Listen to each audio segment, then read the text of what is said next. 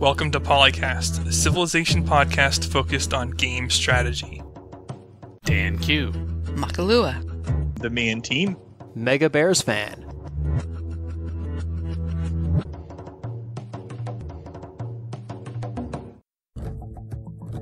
A composite show. Archive segments from previous episodes that got cut due to time.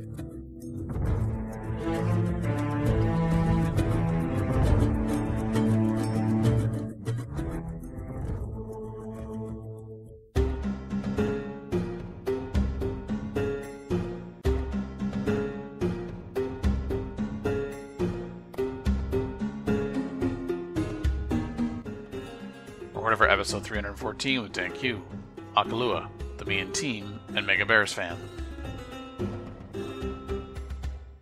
So the first thing about governments is the chiefdom government, where he just says he doesn't recommend any specific policies for the military policy slot. He just says to slot in whatever helps you defend your units and fight barbarians nearby, because, you know, barbarians are always enabled in multiplayer games. We'll just refer back to, yes, how we said previously, yeah, he does, unless you're going to be running the policy card discipline for when fighting barbarians. Then he says, otherwise you may find some goody huts. You may want to run survey, which is double experience for recon units. But in a multiplayer context, you're probably just going to be running one of the ones that gives you production bonus for military units for the military slot. What is it called? The Goji? Is that how you say it? Yeah, the plus 50%, production for your melee and then range. Switch to mounted units once you can start building mounted units, because chariots and horsemen are pretty boss at the start of the game. It depends what you're going, though, because if you're going into swordsman quickly, then you'll probably just run the booster for melee and ranged and switch into maintenance or something else. Well, unless you already have a bunch of warriors that you can upgrade and you don't need to build anymore. And even then, unless you are anticipating... In multiplayer, you're always building units, so... Well, no, unless you're anticipating getting hit, like, right now, yeah, you might want to use that bonus to knock out those warriors. Yeah, to get yourself some marchers, yeah. Because if you're not going to immediately press somebody with the warriors or the swords or defend yourself with those immediately, it makes more sense to save on the production and invest your early production into something else that you're not going to get the boost to get towards. You do need the scout, though, so you're going to need to build some units immediately, but... The more you can get with the policy card bonus and hopping around, the better. A lot of the micro skill in this game comes down to your timing of your policy cards and how efficiently you're getting your production to work for you. But that is a crucial card for the early game, and similar equivalents to it later are also helpful. In any case, you will almost certainly not be wanting to run survey. I mean, is it even worth doing without goody huts in the game? It's available before the others, and if you don't have barbarians on, there's no point in taking the policy card that lets you fight barbarians more effectively. Well, true. So you just kind of default to it for like a few turns until you get something better, basically. And if you get lucky, you stumble across a natural wonder and get a promotion for your unit before you switch out. Yeah, exactly. Yes. Yeah, so survey it. And then as far as the economic policy slot in chiefdom, strategy says you're going to want to run God King, so you've got your Pantheon, and even if you're not going for religious play, Pantheons are still very valuable. I agree as well. God King is definitely something to look at.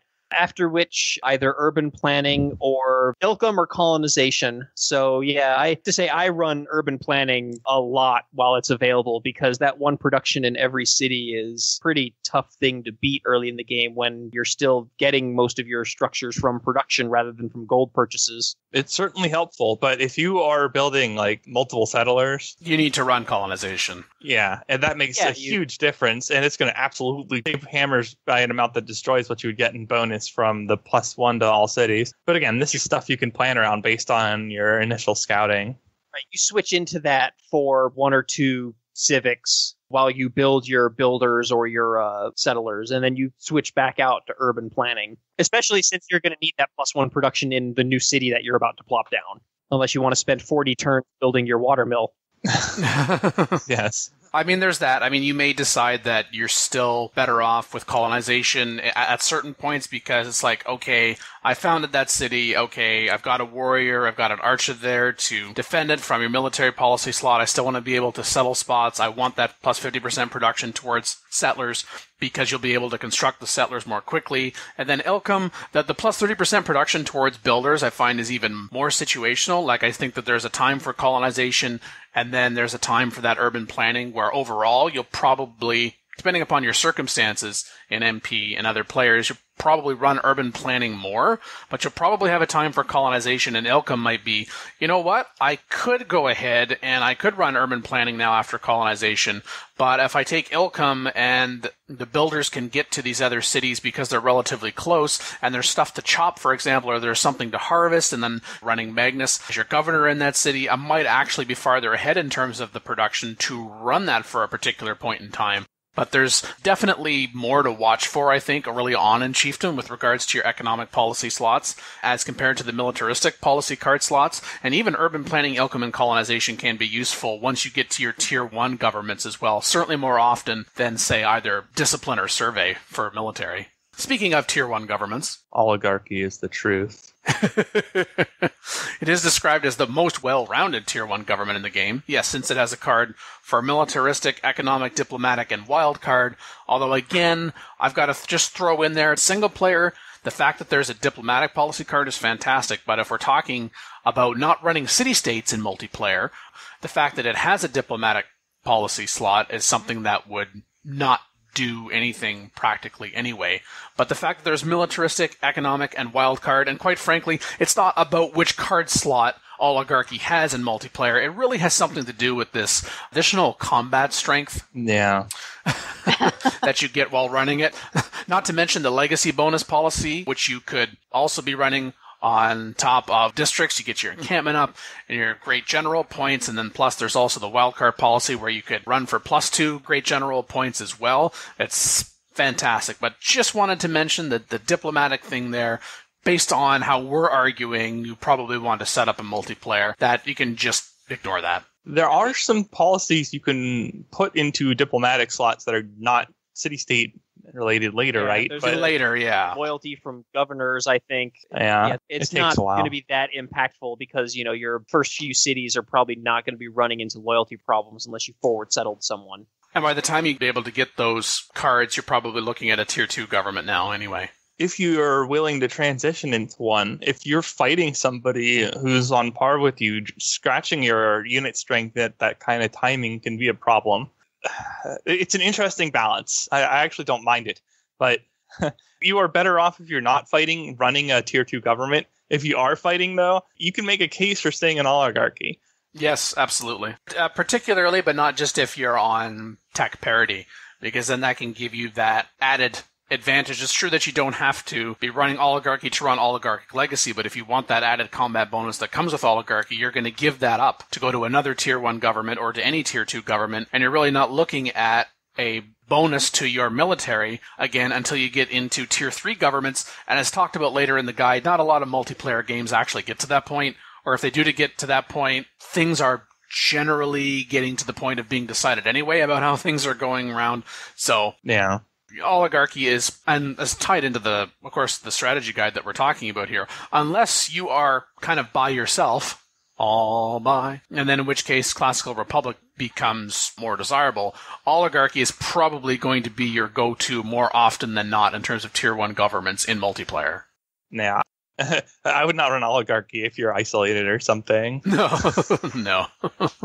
Or maybe like you switch into it before switching into something else so you can use the oligarchic legacy. Yeah. But I would not run this if I don't anticipate fighting something significant. You would want to switch to oligarchy in the point where you've got your government plaza up and you're about to complete your first government plaza building, because then you are going to want to be in oligarchy so you actually get that legacy bonus capability, as opposed to if you're in Classical Republic or an autocracy and you finish that first building in Government Plaza, it's going to give you that legacy bonus for the government you're in. So as long as you watch that timing, then that's no problem. You could be in Classical Republic, I would like to actually have that, so switch over to Oligarchy and then perhaps you're ready for the Tier 2 government bonus at that point. So you don't even have to worry about, oh, now I want to go back to Classical Republic, except I'm going to have these turns of anarchy, which can hardly ever think of any time that I run into that in Civ 6, because I don't go back. Yeah, I was about to say that as well. Yeah. And it, quote-unquote, may only be a couple of turns, but particularly when most multiplayer is in online play, let alone the fact that I think a lot of us here on the panel run online play even for single player, those couple of turns of anarchy can be actually pretty brutal. Yeah, that just can set you back so much. You wouldn't realize, except when you play at the higher speeds, 2 turns is a lot. 2 turns is like 10 turns on a different level. We kind of covered the strengths already. The Justifier in his guide says that the weakness of oligarchy is as the jack of all, master of none. Quote, since the specifics of oligarchy, though really well-rounded, are not perfectly suited for all situations, unquote. Well, I think they are perfectly suited for the situation where you're up against an opponent right here and right now, but... says it cannot compete with other government types in specific situations such as expansion and infrastructure. Okay, yes, in specific situations. Then, as we talked about, Classical Republic, okay, which is the next thing that they talk about when you're peaceful or you see a period of peace, because you've got those scouts out, you've explored, you know what is around you, and you realize what is around you is not someone immediately, then yes. And I do also enjoy the characterization that it is quote-unquote essentially pure SimCity, which... SimCity. Well... When you were good. The good old days. Yeah. So, I mean, the weakness is, because you don't have the militaristic policy slot, puts a target on your back. I actually enjoy this, and it's very apt for a multiplayer context. Targeted because you can tell if someone is running Classical Republic via the Great Person screen, even if you've not met them. If anyone is making 2.3 Great General points towards any Great Person, for example, you know they're running that government type, and you know which player they are via their name in the description, as well as the knowledge that they are a threat if left alone to sim. Yeah, just let me sit over here and accumulate all the great people. It'll be fine, right? Yeah, no, guys, I, totally already have up and running my encampment and a barracks and in multiple cities. In a couple of cities, I've got both of those online. I'm not running Classical Republic, really. You could probably bait someone by running Classical Republic and then putting, the military card in the wild card slot. Oh, yeah, you could do that. I don't know how effective that would be, but it's something you could do. That would be something that could be effective up until the point that you're engaging in combat, in which case, surprise, I've been running Classical Republic now that you're here. Oh, you're an oligarchy now. Oh, just remember to do that. Right, because by the time the person gets there, you can pop a civic and switch to oligarchy, and if you were running that military policy card in your wildcard slot, you could have a big army, and now you've got that +4 combat bonus when the enemy actually shows up, while in the meantime, you were running 2 economic policies and getting up districts and stuff like that, and trade routes. I don't know that it necessarily makes someone easy prey because of how easy it is to switch governments. Now, if the person was in oligarchy before, and then switches to Classical Republic, and then if they were to switch back to oligarchy, then they would have to suffer a turn or 2 of anarchy, in which case, now they're in big trouble if they've got an enemy at their gates. And the target on your back for Classical Republic would also apply to those in multiplayer who are aware of this, because it's not intuitive to me that as a player you would necessarily notice this. I think most people who are playing multiplayer, it's not just bought the game today and, hey, let's co-op multiplayer. But even if you're well-versed in single player, you might not even be paying attention to that. But if you're in any kind of random match situation, in a league or out of, it's good to know this because it's quite possible that you might not know about it, but your opponent does. And if your opponent knows about it, then just be informed. Speaking of being informed, autocracy. I don't think I ever use autocracy. I just really do not want 2 military slots because in most cases I don't have more than 1 city that's reliably pumping out military units that early in the game anyway, so I can't build a warrior and a chariot in the same city at the same time, so You could make a case, though, especially since you can just switch into oligarchy after going this. And this does give you the potential to gun for a wonder that would be very helpful to you based on context in the early game. I wonder if this is maybe even better if you are alone, because if you are alone and isolated, you have a little bit more freedom to go for wonders. I think it depends on what's around you, really. Yeah, it's just having those 2 military slots when you're in a situation where you're not going to be doing much with your military is just really difficult to reconcile. And justify, given other choices? No. Yeah, but you can run something like the unit producing bonus and then the maintenance reduction or something early on, and then switch over. But that, again, the conscription, the maintenance reduction, I think only applies if you have upgraded units, because the basic slinger, warrior, and chariot archer, I think, do not Ancient Era cost don't. maintenance. That's true. That is true. So if you don't have at least one archer or at least one swordsman or at least one spearman, I would not try to fight multiplayer opponents with spearmen typically. You might have one or two to screw with their horsemen if they're trying for stuff like that. Yeah, or camp them on your iron or whatever to make sure that a horse doesn't come and pillage it. It's true. Although, if you're playing with MP, I strongly recommend putting screening units, just like scouts or whatever, between you and your enemy so that you can actually see that kind of stuff coming. Yep. The most likely thing that might catch you off guard is a scout, because it's scouting early, and then it can be in all kinds of random places and approach your borders from a completely different direction to the civ in question. It's not going to survive more than one or two bombards from a city, though. But yeah, it pillage something, it can do some damage. Yeah, it would be really annoying if it pillaged something you're relying on, delayed it until you can get a builder over there, especially if you don't have a ton of money. If it gets onto your iron or your horse, resource and pillages that, you can be in big trouble. I'm sure people have this happen to them. Oh, yeah, I'm sure they do. One interesting thing, though, that Autocracy does have going for it, though, is that in the context of a multiplayer game where you probably do not have city-states enabled, is it does not have a diplomatic policy slot at all. So at least you don't have to worry about throwing away a policy slot on something that you're not going to be able to use. Relatedly to that point, although in a different context, the Justifier who wrote this guide says that a strength of this is killing city-states, where you're actively encouraged to simply remove them from the game to prevent other major civilizations from greatly benefiting from those city-states type bonuses. Or, just as we're saying, just don't have them in the game at all, so then you're not missing the fact that, there's no diplomatic policy slot here. And then he also makes a strength argument for Autocracy as keeping discipline for barbarians because of the other military policy slot, except as we talked about before, with those two, if you're by yourself, I guess it's kind of one of those, if you had an initial opponent and you wipe them out and then you're waiting for somebody else to come around, if you've already got your legacy bonus, the problem with then going to Autocracy, then of course going back to Oligarchy if you need that additional combat strength, of course, is those turns of Anarchy. So even then Autocracy is just kind of out there that it has specific advantages, but I really think it's going to almost always come down to, am I starting out in Oligarchy and am I staying in Oligarchy for most of the game? Or is it going to be, I'm going to start out at Oligarchy and then go to Classical Republic or Autocracy? Probably not. Or am I just going to be in Oligarchy later because I'm waiting for people to come to me, or I'm waiting to actually find somebody to then engage in combat? Now, if you are able to get a second city up and running, pretty quickly and have a decent production base in that city, then those two military policies could be really good, because you could run the Agogi and, Maneuver, and have one city popping melee ranged units and another city popping cavalry units. That's true. It would really depend, and I it's kind of one of those things in this game where I look at, say, Horsemen, for example, and I think, I'm going to be able to cover more territory. Oh, wait, Horsemen have 2 movement. Oh. And it's kind of one of those things where I probably field more of those just to be able to cover more territory, to see what's going on, and to be able to actively monitor what's going on around me if someone shows up.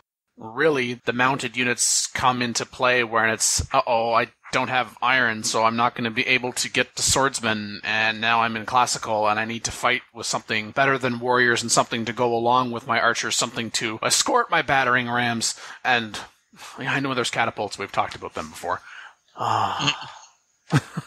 Maybe one day. Maybe one day. And then there are the Tier 2 government situations. So why don't we just say, as a premise, that for whatever reason you've decided Oligarchy is no longer for you, that you are going to choose a Tier 2 government, although I think it's worthwhile, again, to reiterate the reasons to actually stay in Oligarchy. But let's consider the Tier 2 governments amongst themselves. Which one do you choose? Or do you, in fact, decide to go to one and then possibly go to another one once you actually get farther down the civics tree and you get more Tier 2 government choices?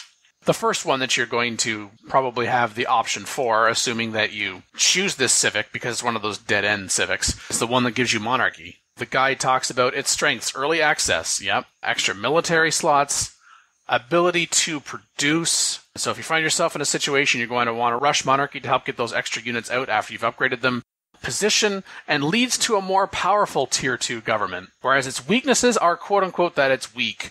Easily the weakest of the 3 Tier 2 governments, as the major and minor bonuses as well as the legacy bonuses are dismissible and unlikely to be useful to you in most situations. And it's especially weak in multiplayer, because your minor bonus, if you don't have city-states enabled, that does nothing. If you don't have barbarians or goody huts enabled, then you don't need those 3 policy slots, military policies, to run discipline or survey. So you run your military production stuff and conscription, so that's 2, but I don't know what you're going to do with the third one. Maybe the loyalty? Stacking all the buffs to chopping makes this an interesting spot on the tech tree, though. Yeah, that's true. I mean, I guess you could maybe slot in, if you got a coastal city, maritime, whatever, for the 100% production on a naval unit, just build a naval unit and then chop to get 100% chopping bonus on something else. With Magnus in the city. Yeah, lots of overflow. Yeah, lots of overflow. But I just don't know if it justifies having monarchy for all its other weaknesses. Again, literally not having a minor bonus, assuming city-states are disabled, and unless you're on the defensive, you're not going to have walls. Can't you run a policy card to chop those, too? Yeah, I think there's 100% production towards wall. I think it's called limes. That's right, limes. Human players are more capable of doing things you might not expect. And so having a little bit of extra padding, unanticipated approach lines wouldn't hurt. I mean, yeah, you're going to have scouting screens. You still want to buy some time. Hey, early warning signal. The early warning is there's 5 units incoming. Or more, most likely. Yes. You're most likely going to have somebody rolling up with a battering ram, a healthy contingent of threatening melee units, and then some range support. I mean, walls won't save you, but you might get a little bit longer to do something about it. But yeah, considering that monarchy tends to come into play a little bit earlier than the other Tier 2 governments, I mean, you can switch into it early, use it to pop some walls, and then switch out of it when you get one of the other Tier 2s unlocked. The only problem is you're giving up oligarchy, but yeah, sometimes that's merited. Yeah, it's true. But you could still be running the oligarchic legacy in your wildcard slot, so there's at least that. Yeah. +4. It's for melee. It's still very good, but... Yeah. Yeah. All right. Theocracy, described as a trade-off, not as powerful as Merchant Republic, but is more powerful than Monarchy due to its extra economic slot. Strengths, desirable civic path. Versatility, I'm going to scratch out the versatility right here just because. Capable of usage for multiple strategies from religious to cultural. Says to domination, Theocracy can cover them all, even science if you have Jesuit education. Okay, yes, but typically speaking, multiplayer, you're going to win or lose based on domination. Speaking of Theocracy weaknesses, not the most versatile. While flexible, this government type will never be flexible as Merchant Republic's +1 wild card just because of the nature of the civics card. Pathetic major bonus. To be frank, +5 combat for religious units is a joke in multiplayer. In the 5,000 plus hours I've played multiplayer, I've had an actual religious war once, and it was versus a player who was specifically coached on what I was doing to get a religious victory and walked through exactly how to counter that. And heavy cavalry overflow strategies. This is a carryover from Monarchy. If you've researched Monarchy, then you've lost access to the maneuver policy card, and you can no longer have the ability to use overflow strategies with it in the mid to late game.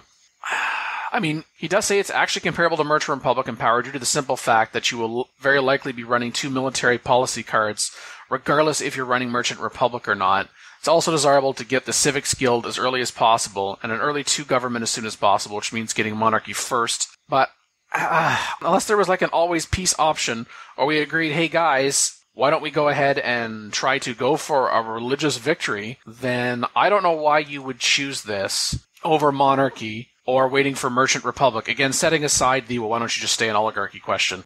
Quite honestly, I just skip this, especially considering it's one of those leaf texts that goes absolutely nowhere to get Theocracy. I mean, there are some policies that you might want there, but I'm not going to be researching the Civic for Theocracy itself. What are those policies again? The policies that you get from Reformed Church, which is what gives you Theocracy, the policies themselves are Wars of Religion, +4 combat strength when fighting civilizations that follow other religions. You also get all religious units get +5 religious strength in theological combat from religious orders, and double faith yield from holy site district buildings. So these policies aren't even worth getting.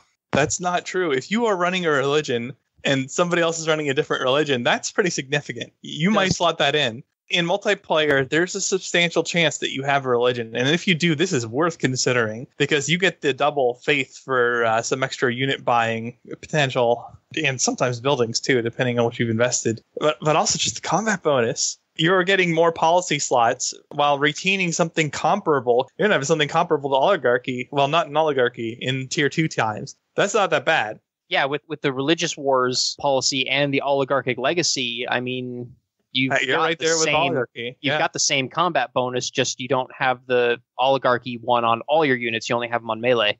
Yeah. And you've got an extra military slot and still only would have one economic slot in that context because the other one's being used for the wars. So a reason for theocracy, but not really a reason for any of these specific policies. So yeah, if you got a religion and they have a different religion, I suppose. Yeah, without if you took Jesuit education, double faith is very worth. And not only then, like there are other things you could be running where faith buying is useful. These are not junk policy cards. They're situational. Yes. There will be games where you do not want to bother with this whatsoever. But when these things make sense, this is a very worthwhile pick up and switch. There's other situations as well where if you are playing a multiplayer game where city-states are enabled and you have near you, or at least in a position where you can become their suzerain reliably, that one city-state that lets you build buildings with faith, running double faith in a theocracy government is better than production. Yeah, there's a lot to like here, potentially. Yeah, if you've been stuck out in like one of those areas of the map where you don't have a lot of production, then using theology for production is a really great idea, because that can happen with some maps. And certainly with some civs, your faith output could easily outstrip what you get from Merchant Republic and trade routes and such. And speaking of the other Tier 2 government type, Merchant Republic, described as its strength as versatile extra wildcard slot and a strong minor bonus, but that its weakness is it takes about 10 turns longer to get Merchant Republic than Monarchy, so that's 10 turns where you could be building your government district building and getting your Tier 2 government district building online, usually meaning a spy, and legacy bonus is lackluster. I like Merchant Republic in single-player context, but in a multiplayer context, you're probably better off just staying in Oligarchy unless you have a specific reason to go to Monarchy or even Theocracy as described, and then if you actually get to Tier 3, then get to Tier 3, other than the fact that there is that extra wildcard slot, so maybe worthwhile, but it doesn't seem as situationally specific as either Monarchy or in particular Theocracy. Yeah. Merchant Republic used to be stronger. Yeah. Called like Watch Me Buy a Navy. Yeah. I mean, if you got a decent economic output, then a 10% discount on buying stuff is actually pretty good, which of course includes military units. But at a certain point in time, it's like, you know what? I can only field so many units on the map, and I'm probably just better off having those units be stronger. Because then they're less likely to die, and then I don't have to buy more. I suppose if you did spend a lot of the early game building units and haven't really built up many districts yet, then a district production bonus might be advantageous. And then lastly, Tier 3 governments, if you actually get to that point. And even under the Democracy Rundown, Justifier says, it can be rare that players will get to Tier 3 governments in multiplayer, quote-unquote. Yeah. And I would argue you're more likely to get to Tier 3 if you have one of these advanced start things. But I don't know how prevalent those are in multiplayer. But excluding that... Mr. Ew, advanced start. It's more like, advanced starts, not you. But maybe that's just, semantics. It is. Democracy strengths. Tons of slots for economic with variety of options of your wildcards for any specific situations. Its weakness. Major and minor bonuses are extremely lackluster. Only one military policy card, which means you're going to be running military cards in your wildcard slots, removing the versatility that democracy brings to the table. Fascism. Currently the strongest, and put in bold, government type in the game for domination and defense, versus someone who's using this, you're basically forced to use it as well just due to overflow strategies while running this government type, and the raw power of plus 10 combat strength. Fascism strength, military, yeah. Whether defense or offense, that plus 10 combat, then plus 50% production is also massive at this stage of the game. He also describes the science using overflow strategies with plus 50% production at this stage of the game can then be translated into a different victory type scientific. I wouldn't necessarily apply this strength to a scientific victory type, but you may just want that science boost in order to get yourself a competitive advantage for the units that you're running on the field. Its negatives are the policy cards. You're hurting because they're lacking variety. You'll constantly find yourself having to trade off on two very important civic cards just to fit in the most important. If you're attacking or defending, you're going to want Fascist Legacy on this as well. and lacking a variety in civic cards, most militaristic and almost nothing else while running this. Well, I think for that reason, if you're not worried militaristically for whatever reason, then maybe you're choosing a different Tier 3 government type, or you're holding on to a Tier 2 government type. But man, oh man, whether it's going on the offense or described as, having an offensive defense, fascism is pretty darn powerful, and we know in terms of multiplayer, you're talking about combat that is going to win the day. It's going to be domination. So in multiplayer, I expect this is your general go-to Tier 3 government. Communism, well-rounded. Communism is great for a science victory as you're getting percentage production towards everything. Main cities will be getting a little extra production if they have governors in them. So you have options in both economic and militaristic card slots. He also talks about the versatile minor bonus plus 15% production towards district projects. And then its weaknesses. Weak major bonus. They'll combine with this legacy bonus. It can be quite significant. Not many wild card or diplomatic card slots.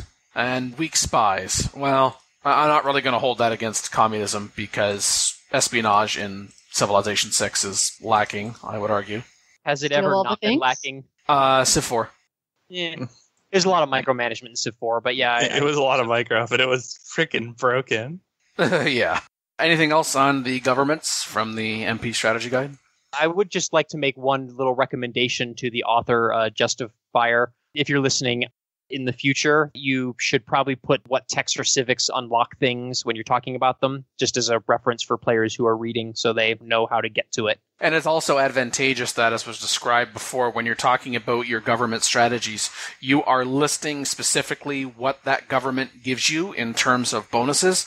But in making references to the legacy and even the specific policy cards, recognize that this is already elsewise in your guide. But if you don't include specifically, say, for example, I don't remember what urban planning gives me. That's +1 production in all of my cities.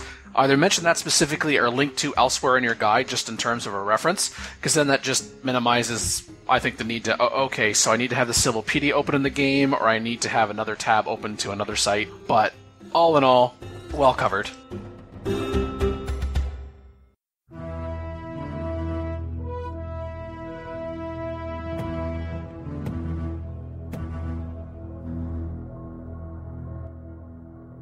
For episode 323 with Dan Q, Makalua, the Mean Team, and Mega Bears Fan.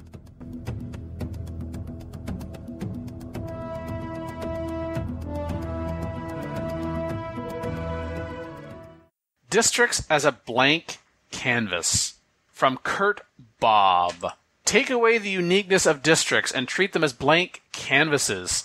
As you read this idea, please understand that numerous additional changes would probably be required to make it functional. But before I present my ideas, I think it's best to lay out the functions of districts, buildings, and wonders as they presently are, quote-unquote. What Kurt then does is he talks about these 8 things as they presently are, and then he contrasts them with the details of my idea. So rather than going, I'm going to read 1, 2, 3, 4, 5, 6, 7, 8, and then let's talk about 1, 2, 3, 4, 5, 6, 7, 8, I'll say what it is that he says about their current function, like do 1, and then his suggestion for 1. So, 1. Districts are unique in name, bonuses, and buildings and are unlocked at different techs and civics. His idea, quote, districts are no longer unique. A player can only build a general, quote-unquote district. The district does not produce yields or bonuses. It is not restricted in placement, save that it must be within the constructing city's borders, including water tiles. It covers up the underlying tile features, forests removed, tiles yields removed, etc. Luxury and strategic resources are still available when a city builds a district over them. Districts become available immediately following the founding of a player's first city, no tech or civic required, and buildings and wonders still become available through progression of the tech and civics trees. And already I'm thinking, I feel... there's this initial sense of relief. I don't have to worry about what kind of district I'm constructing right now. I'm just setting aside land for a district. But when I'm setting aside land for a district, I'm taking into account what kind of district it is that I am constructing, because that has connections to other things I'm going to be doing, which, for example, includes adjacency bonuses based on that type.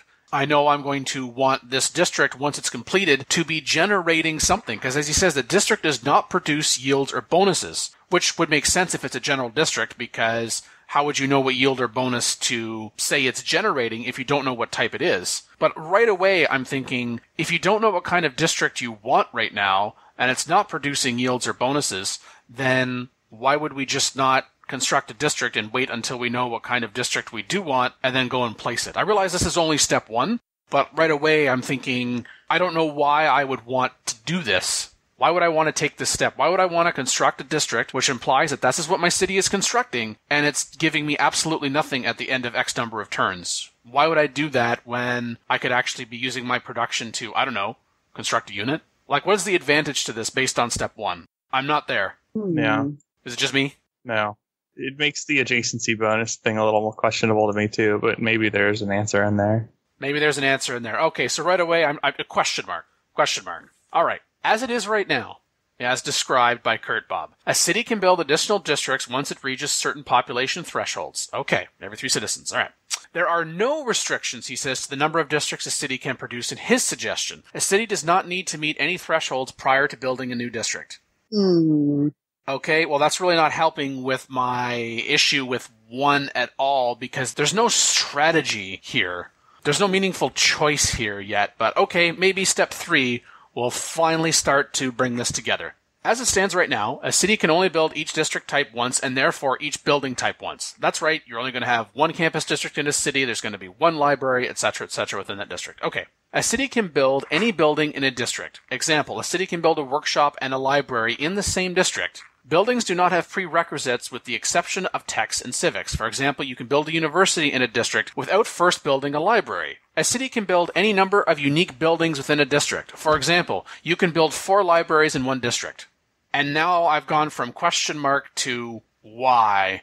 Why would I want to do this? I'm trying to suspend but that's not how it is in Civ 6, and it's good that it's this way in Civ 6. I'm trying to set that aside, and I'm still not yet seeing the advantage over the current system, especially when he gives the examples, like building 4 libraries in 1 district. I would love to be able to build 4 libraries in some cases in a particular district, because it's going to be a while before I can get to universities, which would otherwise increase my scientific output. I don't need to worry about constructing, say, a campus in 3 other cities if that library is going to get me the same thing in my 1 city, which has already grown and has decent production, which means it's going to be able to build a library more quickly, therefore I can benefit from the scientific output more quickly. So, is there something I'm missing thus far in steps 2 and step 3? This all seems just like, let's take the uniqueness out of everything. Yeah, so far it's just build anything at any time and anywhere. I.e., why even have districts? But okay, alright. Let's see, maybe step 4 of 8 will enlighten us. The developers organize districts artistically to have a centerpiece and room for 3 to 4 buildings surrounding the centerpiece. Wonders in certain districts take up a whole hex. Yes. For him, quote, cities can only construct buildings and wonders in a district. 5 plots exist in each district correlating with the district art, a center plot and 4 exterior plots. A city can only build a city center building in the center plot. Examples would be a palace, a courthouse, park, city square, castle, and monument. A city can subsequently build any other non-city center building types in the other 4 plots. So for me, we've now gone from game mechanics to part of it is art and how it's going to appear. But now you're saying that in each district there are 5 plots. But I thought a district itself was on a quote-unquote plot, otherwise known as a hex. So the hex that doesn't have a district on it is 1, and now the district has made that 5? Am I missing something? Well, it's just, this is the way that the game kind of works right now, is that each building in a district goes in a specific place on the district. And when you look at the empty district, you can see like the little placeholders where they left room for each building to go. So that's just what he's talking about. He's talking about the spots within the district where you can visually build a building. Okay. So in terms of how you're presenting your points, that doesn't build on what we were saying in 1, 2, and 3. I kind of feel like that might like be a point 8, which is, by the way, this is how I'm going to visually represent this, but okay. Yeah, the big thing here is he's suggesting that you build wonders inside of districts, which I think is not in and of itself a bad idea. Like, I could maybe see that as maybe even being a good idea in some contexts. But yeah, like so far, I'm not digging the rest of it. And if you're going to build a wonder within a district, I mean, right now, as it is in Civilization 6, you can't just place a wonder anywhere. For a lot of them, you can't just place them anywhere. You have to have very specific combinations of things in order to be able to construct that. Typically, it's based on the terrain that's within a particular city's cultural borders. But sometimes it's, oh no, you need to do that. Plus, you need to have this building here too, for example. True. Building a wonder inside of a district could have some interesting strategies associated with it. So, for example, if a wonder takes the place of a building within the district, this is talking about like the actual Civ 6 mechanics as they exist now, not this suggestion. But for instance, you've got wonders that require they be adjacent to a campus. Instead, maybe you make it so that that wonder is actually built inside of the campus and it takes the spot of either the library or the university. So you're getting a wonder instead of the library or the university. And, there's maybe room for there being some interesting strategic decisions there. Oh, see, I thought, and then I started reading more about what he said in point number 4, where buildings and wonders have size restrictions. Buildings and wonders that are size 1 use 1 plot, size 2, 2 plots. Right. What I suggested is not what he's suggesting. What he's suggesting is just you build any wonder in any district, right? And the only thing is that there's the opportunity cost of you not being able to build a building in that district. And some wonders might be larger than single buildings. So you might build a wonder that takes up 2 out of 5 of that district's capacity.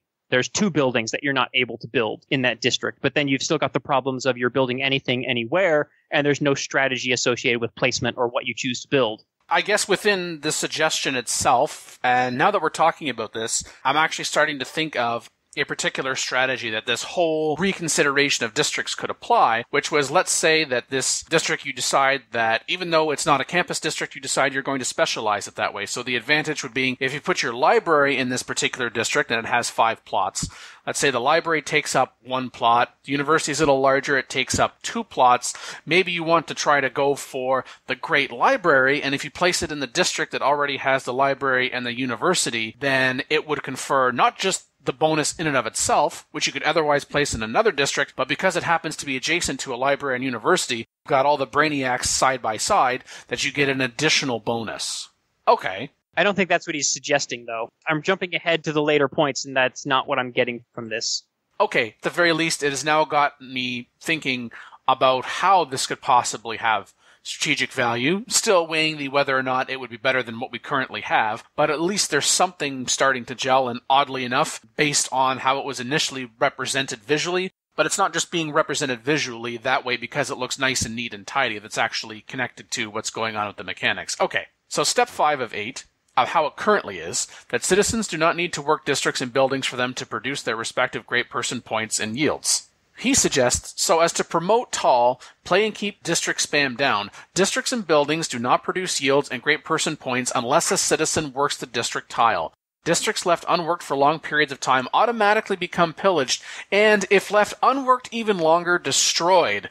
Okay, woo. Having to work a district is an idea that I could get behind. Yes. I'm not so sure about the pillaging if you don't work it for long enough, but I could definitely see there being potential for you have to have the citizens to work your district in order to be able to work it. And that would even make it so that you could lift the population requirements, because instead of having a hard limit or a hard threshold to allow you to build a new district, it's just you don't have the population to work it. So you can still build it, but it would be a waste because you can't work it. It always amazed me in the past. And I'm thinking Civilization 5, actually. And hey, guess what? As soon as you settle a city, and as soon as you bring this natural wonder, and I'm thinking like El Dorado, as soon as El Dorado is within inside your city's borders, you're getting this culture per turn. Okay, that's great, but there's nobody there overseeing what's going on there. So yeah, if you actually assign a citizen to that particular district, and you could say, if you want to do anything in this district, you've got to assign a citizen to it because somebody has to be in charge. Somebody's got to make the big decisions, the guy or gal that's making the big bucks to make these choices.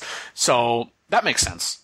Yeah, and you'd have to rebalance all the yields and stuff like that around that. For instance, you'd either have to make it so that the districts themselves still produce food and or production from the underlying tile, or you would have to increase the amount of, in particular, food that all the other tiles generate, because you're going to need to be able to feed those population points that are, now necessary to work in the districts. That, and it brings back some of those specialists that we used to see, even up to and including Civilization 5, where it's like, oh, I want to be able to go and assign this specialist with inside my university. And now that person isn't just generating, +1 hammer that goes to whatever. No, this person is scientist, and which really we had in some measure in most Civ titles, even all the way back to Civilization 1, I remember specialists that we had. And I kind of missed that. So, okay, I can get on board with that particular aspect. Step 6. As it stands right now, districts and buildings can be pillaged, but never removed unless a city is razed.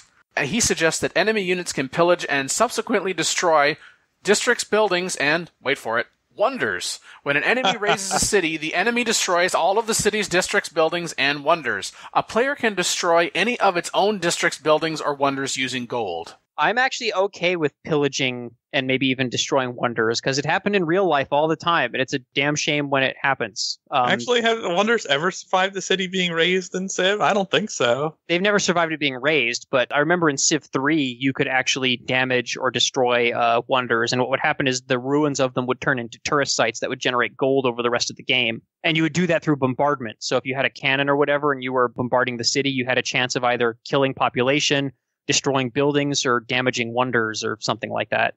I see. I would rather it be more deliberate. I did not like how in Civ 3 it was a random chance of one of the things happening. I would prefer, if you can do that, you have to specifically target the thing. If they're going to be pillageable like that, though, then you should be able to put them inside walls. So I think the way that you defend cities might have to be rethought. Yes.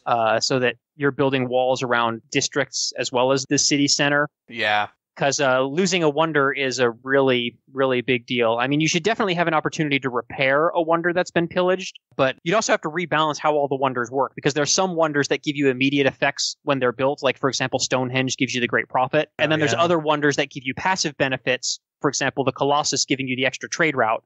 So if I pillage Stonehenge, does it do anything? I mean, I think Stonehenge maybe generates some faith points too, so you wouldn't be getting those faith points, but I already got the Great Prophet. Whereas if you pillage the Colossus, then I lose my trade route capacity. It's a totally different magnitude of effect. So if Firaxis is going to make it so that you can pillage wonders, they've got to rethink how all the wonders work, so that either every wonder has only passive effects, or every wonder has a combination of an immediate effect and a passive effect, so that when you pillage it, the passive effect is, well... Because you can have different risks associated with having one wonder versus a different wonder. Well, that's certainly true as well. So it's not necessarily something that they have to do. It's just something that they would want to think about before they just willy-nilly put something like that in the game. Well, yeah, certainly, because it does change the game balance inherently between immediate effect wonders and resource over time wonders. Yeah, I mean, you'd at least want to think about the implications of that, yes. Yeah. All right, from point 7. As it stands right now, the cost of districts increases as the number of districts in your empire and other empires increases. He suggests the costs of districts never increase. Well, maybe this is from the current extreme that we have to another extreme. I mean, immediately I'm like, oh yes, please, because right now it's what the flip is going on. The scale of increase in cost is ridiculous. I think the balance is that laying down the empty districts would eventually be negligible, but the cost of buildings within that district would scale up over time. So universities are going to be more expensive than libraries, and research labs are going to be more expensive than universities. But if you're going to do that, then I would say that placing the district should just be immediate, kind of like how the builders have the charges, and they don't have to spend time building the improvement. Just make it so that you spend one turn to plop down a district. If you don't want to increase it, just make it immediate, and you only pay the cost of the buildings. Seeing as how the district upon completion, as suggested here, gives you absolutely nothing other than to say that this is a district. It's just like you plop down a sign in the middle of it's saying district. That's all you've done. Right. You shouldn't spend 20 turns building an empty district that's not going to give you any. Going through all of these bullet points, I would say that at this point, districts should just be improvements. They plop down immediately when you place it. And then all you have to do is pay the production cost of the buildings that you're going to put in it. And those will go up as you research better buildings. There's some ideas within that I like, and we've kind of fleshed it out a little bit, and it's got us to talk about, heck, even tie back to at least a couple of previous conversations on this show recently and not so recently. I'm still kind of feeling like, okay, you construct a district right now, and it's instant, and it's like future district site, and I'm thinking, I can just kind of do that with this pin feature that's currently in the game. But anyway, let's take into account point 8. As it stands right now, buildings never increase in cost and their yields and bonuses never change over time, whereas he suggests that A, buildings now discontinue when a better version of the same building becomes available, and buildings do not obsolete and some can earn tourism if never destroyed. An example of the first one, currently libraries become available in the ancient era and never change in yield throughout playthrough. Now they become available in the ancient, Renaissance, and modern eras. Each new version will have additional yields and bonuses compared to its discontinued predecessor. For instance, the ancient library has the current games and yield bonuses. The Renaissance library has an increased science and great person yield. The modern library has an increase in yield and number of great writings it can hold. So if buildings discontinue, and you're talking about that each one of your districts creates 5 plots, so I've got an ancient library right here. So when it is discontinued, I'm taking that it is now taking up one of those slots and is doing nothing. It doesn't just automatically disappear because we've advanced to a new era. I'm assuming that it would work like walls, where you would start the project, you got the ancient library, you start the process to build the medieval library or whatever, and then when it's completed, it would just replace the ancient library, the same way that the medieval and Renaissance walls work. I guess that's just another way of going about how I currently view a library, for example, which is all libraries are more valuable earlier in the game because what it's giving you in terms of output has greater impact earlier in the game, given that it's an absolute value as opposed to a percentage, and that +1 is very valuable in the ancient era. You get to the Renaissance, and certainly by the modern era, it's not so much. It's still giving you that particular output because that is the era that it was designed for. That's the science output it's going to give you. I don't see why the library itself would discontinue. You could, however, say, I could have this ancient library continue to give me +1, but guess what? I'm at Renaissance. I'm willing to take the time in order to upgrade, say, the library in my capital and a couple of other cities, which will either now give me +2, or maybe it gives me an additional science output based on a percentage because there's something else going on in that city that could take advantage of that percentage. Or based on population. Oh yeah, or based on population, so that it would then be worthwhile. I've got no issue with having a quote-unquote better library, and maybe you have to go and construct that better library, but it doesn't mean that the other one now discontinues. Yeah, we hate to bring real life up into this, but in real life, libraries do not get obsolete. They just upgrade their location and upgrade their library, the materials. Right. The other suggestion about buildings do not obsolete and some can earn tourism if never destroyed. Okay, so for example, a player has built numerous ancient libraries. Once Renaissance libraries are available, the ancient libraries still produce their original yields, are not made obsolete, and now a small amount of tourism. They do not automatically become Renaissance libraries. Wait a minute, except you just said that buildings now discontinue when a better version of the same building becomes available, but now buildings do not obsolete. Double library. So I think by discontinue, he just means that they become obsolete and you can't build them anymore. I don't think he's suggesting that they disappear. Okay. If, as I said before, the ancient library was quote-unquote good in the ancient era, you've now constructed all of the ancient libraries you're going to get. Yes, if you've got a better version of a library, you're probably not going to say, why don't we just go ahead and build the older version, just cuz. Okay. That makes sense now that we're combining both of those things. But you also shouldn't have to build the new library in a different plot. You should be able to just upgrade the old library to be like, oh, yeah, well, we're installing computers now to supplement all of our books. He does say a player will have to make the decision of what is better, holding on to older buildings to rake in tourism or destroy them to make room for higher yielding modern buildings. So I guess abstracted, then that's if you decide to upgrade an ancient library to a Renaissance library, then that Renaissance library is in the same spot as the ancient library was, and it is now giving you this newer science output. So now you have to decide, do I really want, say, +2 or +3 science from this Renaissance library when it could instead be giving me +2 or +3 tourism along with the +1 science? Okay, now you see, that's a little bit more interesting. Because now it's not just about, I really should get around and upgrading my ancient library because it's really not giving me what it is that I need, yet you're now benefiting from the fact that, oh, well, I'll just wait and forget about these ancient libraries. I'm just going to push to Renaissance libraries because they're better. But because you don't have any ancient libraries, you're not going to get any tourism out of them because the Renaissance library, at least in the Renaissance, is not going to be generating tourism because it was just constructed and people are not really interested in visiting it simply because it's brand new. They're there for the fact that it's science output. Whereas if you've had an ancient library for thousands of years and people know about it, it's like, wow, this ancient library is still around and they're keeping it. It becomes a bit of a tourist site and it's an attraction. It's less at that point about the science that it is now generating for your empire and more about the ooh and ahs that get tourists to come and spend their money. There's some potential there. But again, going back to the initial idea that districts is a blank canvas, I'm not seeing that. But the idea that library is a library is a library throughout the entire game, and we go library, we go university, we go research lab, to extend that a little more to have different eras of a particular building, just like eras of walls that we currently have for the city center. I think that's definitely worthwhile exploring. Yeah, and again, there's a couple other ideas in here that have some merit, like the idea of having to work district in order to get its yields or adjacency bonuses, and the idea of wonders being something that could be pillaged in order to take their effects away from an opponent. But yeah, in general, I don't like the idea of just being able to plop anything anywhere at any time without, there's just really not all that much strategy associated with where you put things in this outline. It seems almost more like it's about strategy within the district as opposed to strategy of placing the districts. And at that point, the map kind of becomes irrelevant, right? Like you're not getting your terrain bonuses, so it doesn't matter whether you settle in your mountains or near jungles or near forests. And that's something that I really like about Civilization 6, how the map feels like so much more of an active part of the game, because so much of what you do and what you build is dependent on what's available on the map. And I would not like for that to be lost.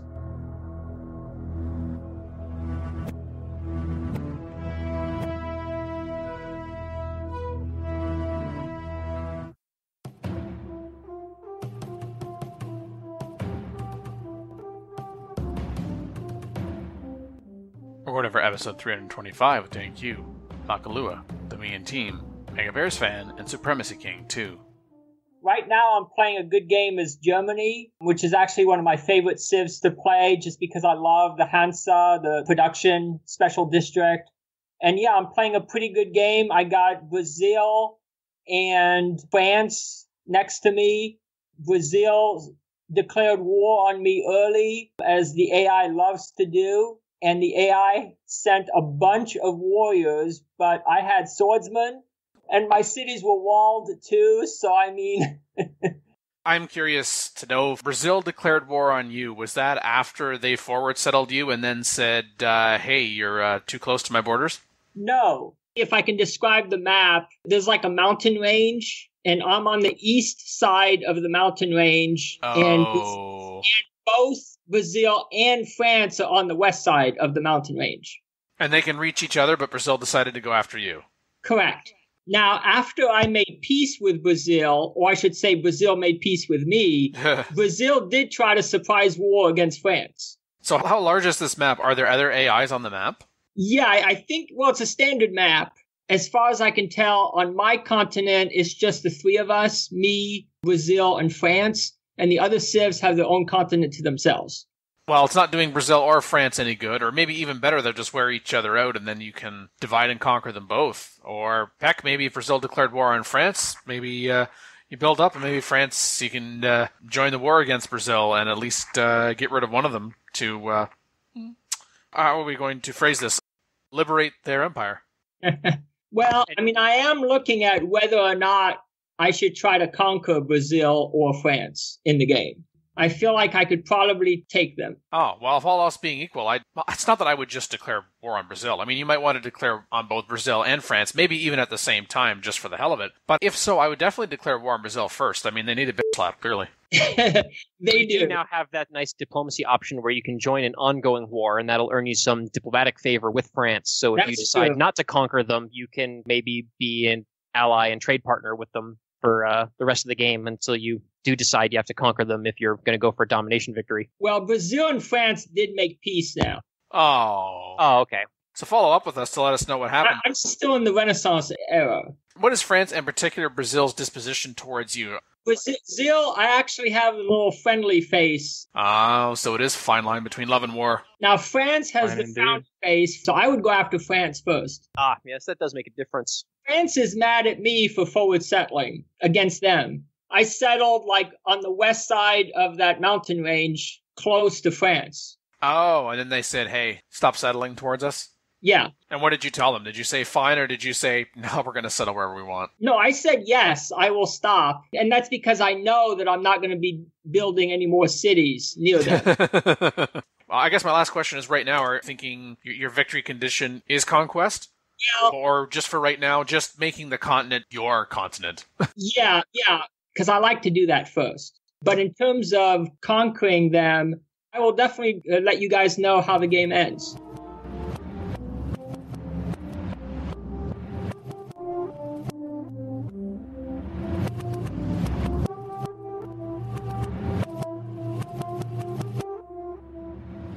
Support the ongoing PolyCast Patreon campaign.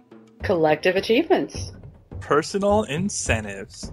Month-to-month commitment. For more information, visit thepolycast.net/Patreon. Call in today. In North America, 301-637-7659. In Europe, 44121-288-7659. The only thing worse than being talked about is not being talked about. Log on to the series' official website at thepolycast.net. Record date assorted. 2018. Civilization 4, 5, and Beyond Earth sound clips. Copyright Take-Two Interactive. Door Monster clip. Copyright Door Monster.